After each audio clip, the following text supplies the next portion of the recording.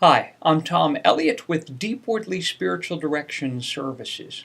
I want to briefly talk about the parable of the weeds and the wheat.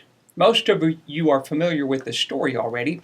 It comes from the Gospel of Matthew, chapter 13, and the story begins in verse 24, but I want to skip ahead from there to around verse 28, where the people who work on the farm had just told the farm owner that there were weeds growing among the wheat. And this is his response: "An enemy has done this."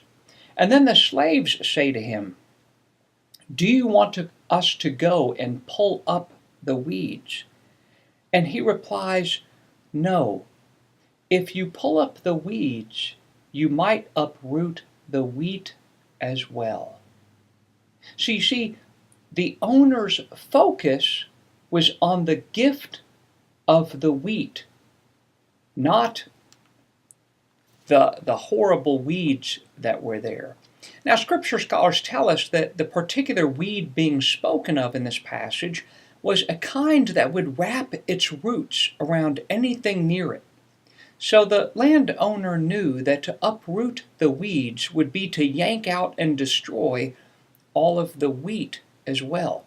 Now, this has important implications for you and I, because often we can be tricked into or fall into the temptation of focusing more on the weeds in our life than on the wheat in our life. In other words, you and I can become so preoccupied with violently ripping sin out of our lives that we actually devote more energy to that than cultivating our intimate relationship with Christ. And if we do that, we do a real disservice to our deepening relationship with God. This parable can be applied to us as an encouragement for you and I to make sure that our Christian faith doesn't get minimized to simply trying to be sinless, because that will never happen.